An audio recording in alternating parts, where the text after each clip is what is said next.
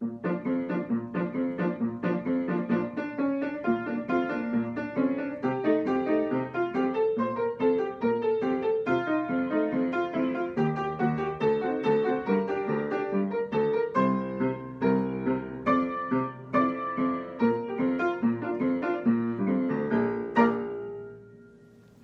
am going to embody an error in judgment. Despite introducing the variety show last year, upper management decided that I should introduce the Christmas pageant.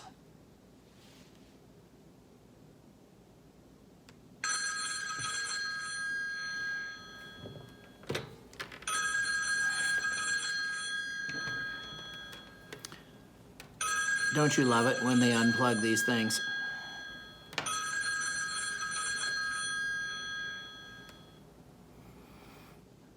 Yes. No. Really? Okay. It's your nickel. Apparently, I'm supposed to introduce the 2022 First Presbyterian South St. Paul Church variety show. Acts include music, both ancient and modern, as well as music apparently involving an aquatic waterfowl. You also may hear this again with death calls at dinner. Olympics are included, and I have a good idea who Patty the Presbyterian might be. On with the show.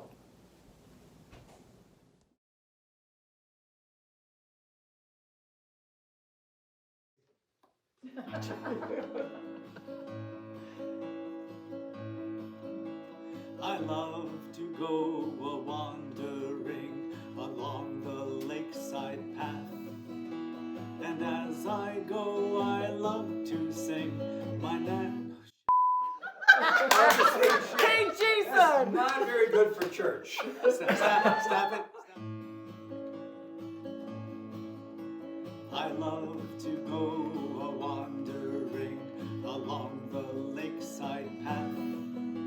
And as I go, I love to sing my knapsack on my back. Valderie, Valderie, Valderah, Valderie, Valderie, Valderah, Valderie, Valderie, Valderah, my knapsack on my back. I love to paddle on the lake that dances in the sun. So joyously it calls to me, come join my happy song. Valderie, Valderie, Valderah, Valderie, Valderie, Valderah, Valderie, Valderie, Valderah, my knapsack on my back. high overhead, the eagles swing, they never rest at home. But just like me, they love to sing as o'er the world we roam. Valderie, Valderie, Valderah, Valderie, Valderie, Valderah, Valderie, Valderie, Valderah, my knapsack on my back. One more time. Valderie, Valderie, Valderah, Valderie, Valderie, Valderah, Valderie, Valderie, Valderah, my knapsack on my back.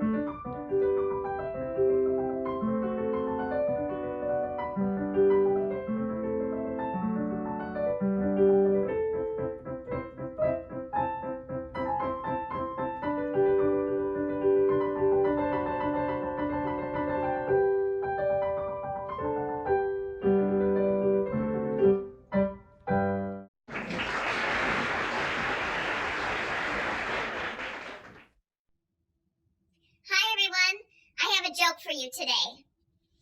It was show and tell in the classroom, and the teacher had assigned the kids to talk about their religion and bring something from home. It was Harold's turn first. He went to the front of the class and said to everyone, "Hi, my name is Harold. I'm Jewish, and I brought my menorah." After he was done speaking, he sat down. Then it was Gordy's turn.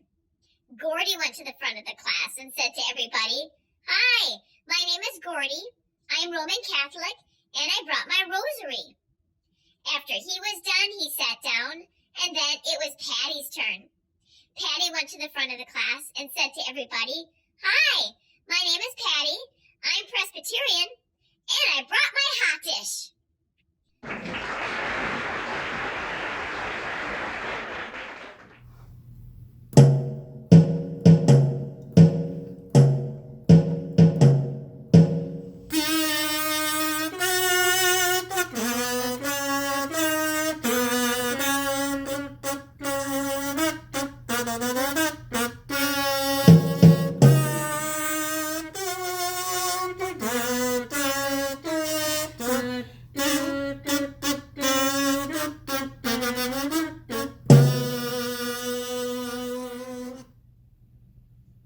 Greetings, sports fans. This is Chris Chrysopoulos, Olympic correspondent for NBC. Although the Beijing 2020 events are over, we wanted to shine a spotlight on some lesser-known athletes from the Winter Games. So say hello to German biathlon athlete Una Schweinbraten. Hello.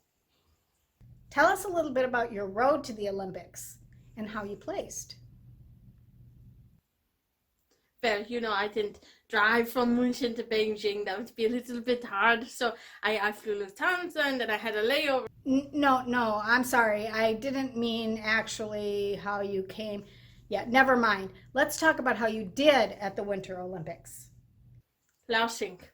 Last place. Well, it's an honor just to compete, right? Okay then, let's move on to the hockey goalie from Team Canada. Hello to Curtis Tuke. How's it going, eh? We know the US and Canada were favorites to play for the gold and silver medals. So what happened to your team? Well, Sweden knocked us out. Sweden, Hoosiers. Did you play in any of the games? No, I'm kind of like the backup to the backup guy, so I didn't get to play. I would have seen those Swedes dig a suit for sure. Maybe we would have won if they'd have put me in, but no. Thanks, Curtis. Now let's go over to the bobsled team from Great Britain. First, we have Seb Kent from England. Cheers, mate. And Scotty Argyle from Scotland. Good morning. So, tell us how it went for you at the bobsled event. We needed to get the head, but hell, slap it into you. I'm sorry? I didn't get that. Now, he's basically saying that it's my fault we lost, but really it's his. How did I waste? Now you shut up. Well, this is going well. Let's move on to a couple of American athletes. A big welcome to dog sled racer Cletus McGee from Mississippi and his lead dog, Spot. Well, howdy. Unusual to have a sled dog racer from the South. How do you train?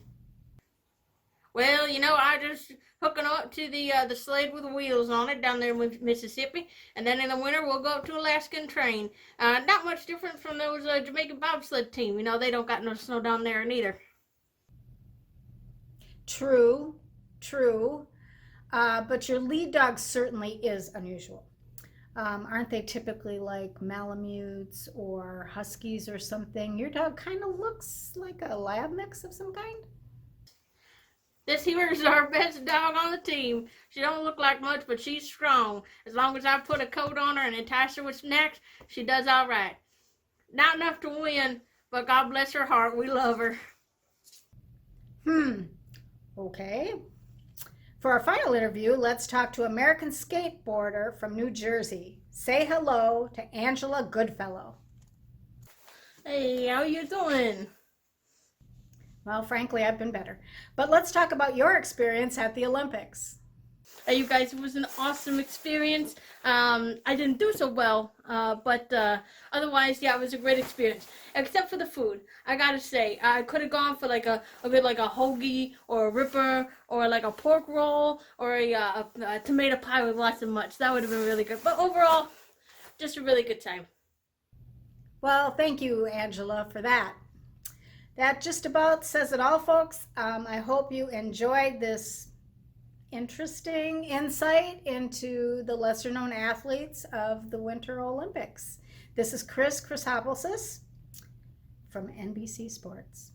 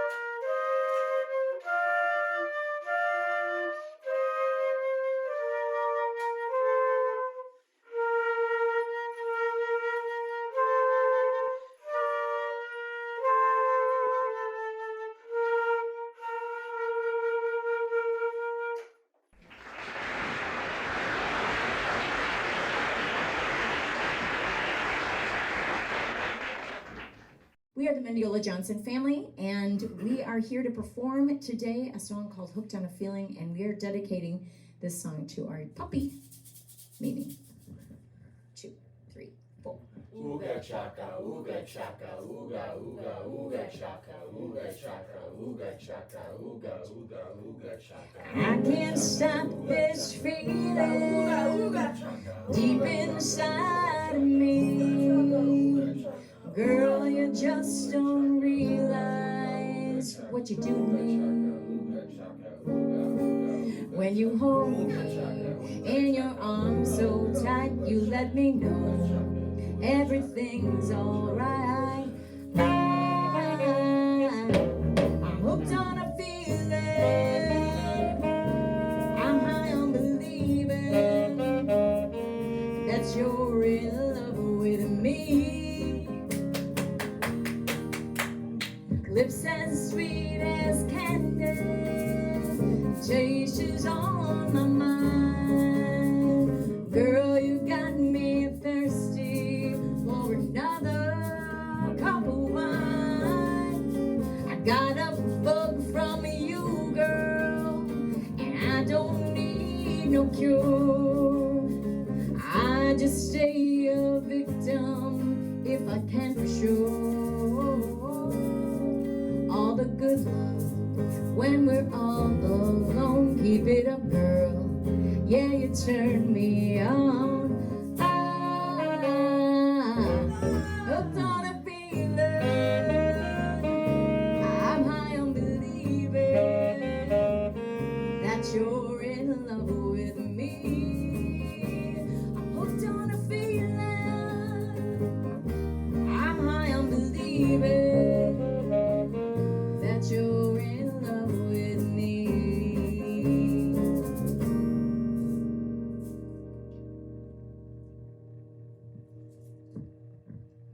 Many out.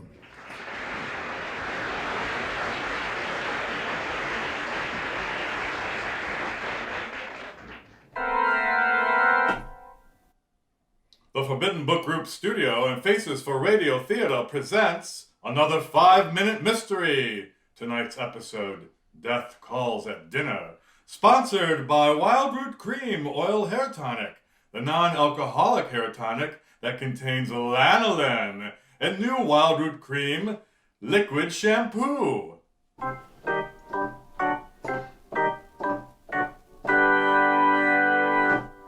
An anniversary party is going on at the Brown household around the corner.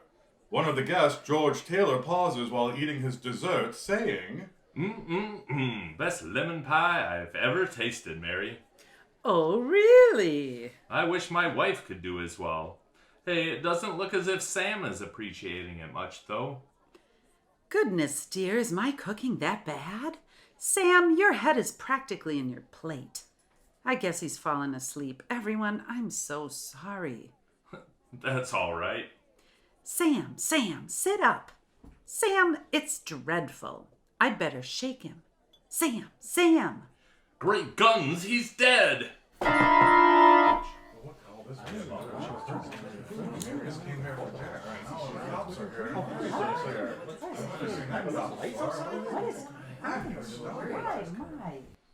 do you do? I'm Sergeant Barker, the Homicide Division, and this is one of my boys, Mike Grady. Where's the body? In the dining room at the table. We didn't move him. You might as well be comfortable, everybody. This will take just a little while.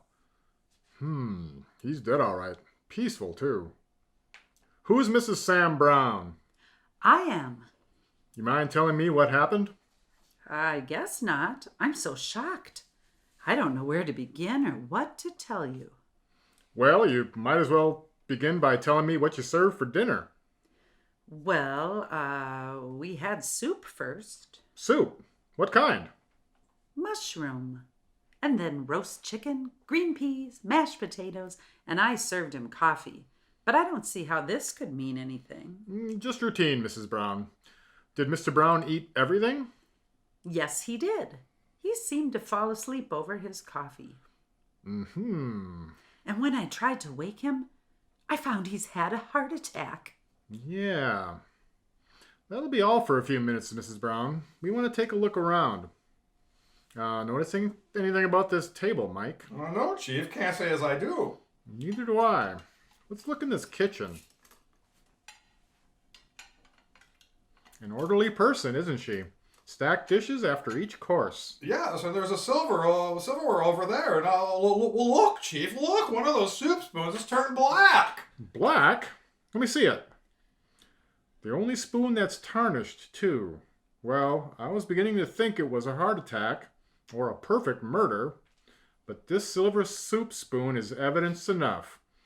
Mrs. Brown? Yes, Sergeant Barker. I'm sorry to interrupt your little party, Mrs. Brown, but I'm sure your guests won't mind. I don't understand. You will, Mrs. Brown, you will. You see, you're under arrest for the murder of your husband. Do you know why Sergeant Barker accused Mrs. Brown of murder? In a moment, we'll hear the solution, but first, a word from our sponsor. Say, Mother, if you get a special thrill buying things your whole family can use, then stop at your drug or toilet goods counter for a big family-sized bottle or tube of Wild Root Cream Oil, America's favorite hair tonic. Dad, Junior, Sis, yes, and you yourself will find Wild Root Cream Oil ideal for grooming the hair neatly and naturally, for relieving dryness and removing loose dandruff. So, Mom, ask for it tonight, or tomorrow for sure. Wild Root Cream Oil Hair Tonic, again and again the choice of men and women and children, too.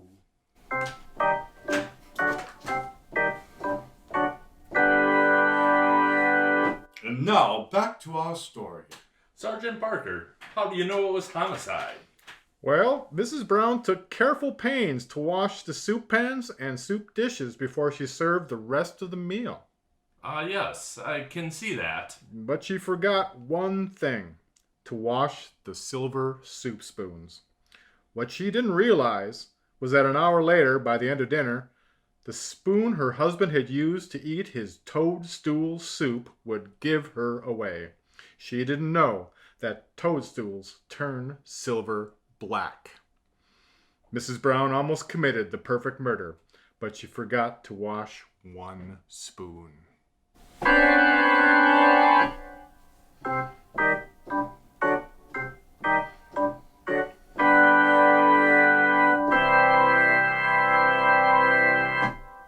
Tune in next time for another 5-minute mystery, and now presenting the cast of The Faces for Radio Theater. Jason Johnson, As George. Michael Stoffel, Sergeant Barker. Jill Johnson, Mary Brown. Linda Cockemeyer, As the organist. and me, Michael Hitzelberger, as your host and announcer.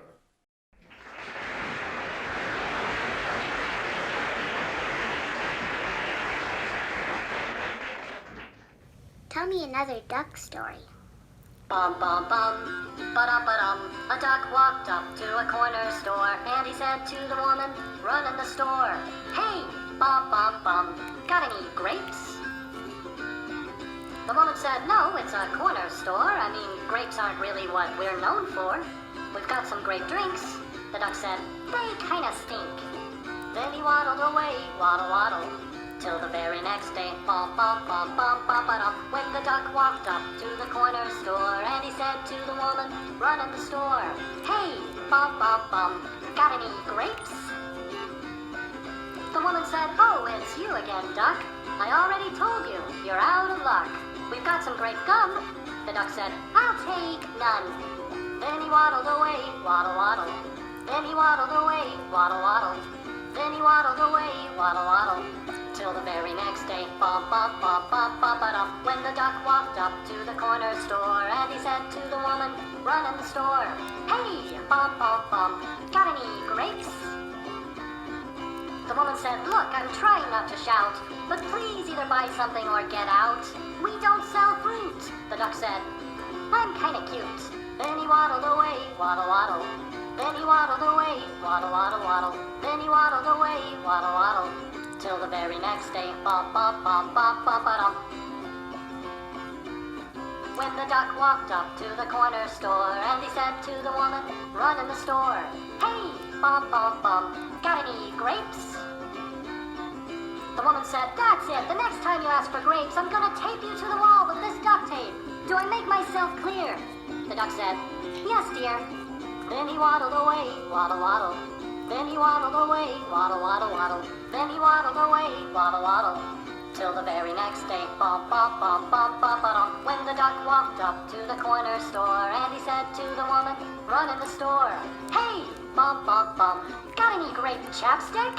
"What? Got any grape chapstick?" "Actually, we do. But you don't have any money, do you? Do you think you could? Do you think you could? Do you think you could? Put it on my bill." Then he waddled away, waddle. Then he waddled away, waddle. Then he waddled away, waddle.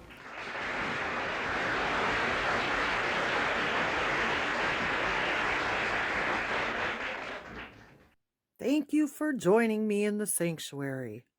Although some of you I may not have seen in person in quite a long time, and some of you I only get to see maybe on Easter and Christmas. Don't worry, I won't hold that against you. But my father might. Anyway, since I see all and know all, I thought what this variety show could use is some laughter. The Proverbs say that laughter is good medicine, and all three of us like some good dad jokes. So let's get started. At what time of the day was Adam created? A little before Eve. What did Jonah's family say when he told them about what happened before reaching Nineveh? Sounds fishy. What did pirates call Noah's boat? The Ark. Why didn't Noah ever go fishing? He only had 2 worms. How do we know Peter was a rich fisherman? By his net income. Who was the smartest man in the Bible? Abraham. He knew a lot. Who was the greatest comedian in the Bible? Samson. He brought the house down.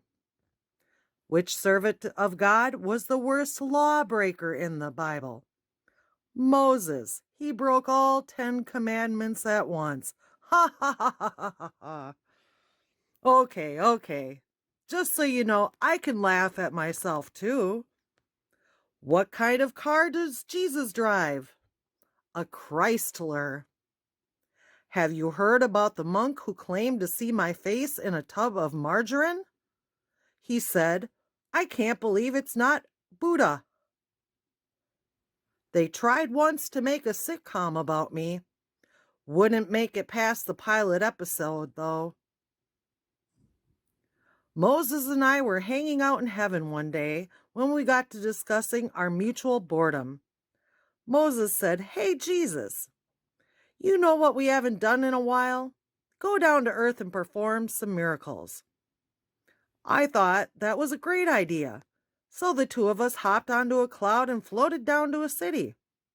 What miracle would you like to perform first? Asked Moses. I said, I think I'll walk on water. Last time I did that, people really went wild. So I walked to the edge of a lake surrounded by hundreds of people, took a step into the water, and promptly sank. Confused, I stepped out of the water. Then again, I tried again and sank for a second time. I turned to Moses and said, I don't know what's wrong. Last time I did this, it worked like a charm.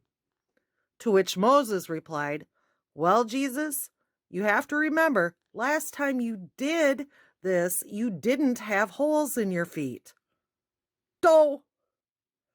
Okay, enough about me. How about those churches? How do you know that Adams are Catholic? They have Mass. What does the Episcopal Church say before a big gathering? This is going to be liturgy. The churches in town were all suffering from a squirrel problem. The Presbyterian Church called a meeting to decide what to do about their squirrel infestation. After much prayer and consideration, they concluded that the squirrels were predestined to be there, and they certainly should not interfere with God's will. The Lutheran Church decided that they were not in the position to harm any of God's creatures, so they humanely trapped their squirrels and set them free behind the Presbyterian Church. The Catholic Church came up with a more creative strategy. They baptized all the squirrels and made them members of the church, so that now they only ever see them at Christmas and Easter. The squirrel problem at the Jewish synagogue lasted about a half an hour. They grabbed the first squirrel they saw and circumcised it. They haven't seen another squirrel since. Okay. Thank you all for joining me tonight. I hope to see you soon, but not too soon.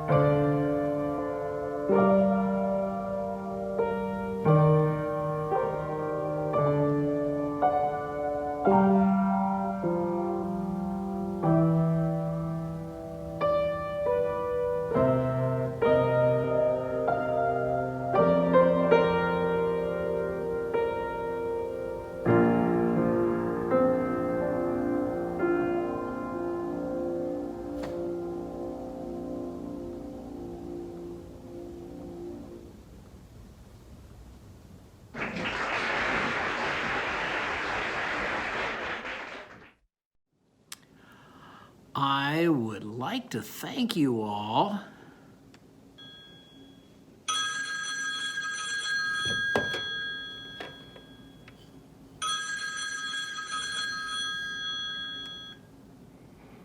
Yes. Oh, I'll fix it. Is that better? Oh, good. Yes, I'll do that. Bye. They just wanted to be sure that I offered another round of applause for our wonderful talent. See you again next time. Bye.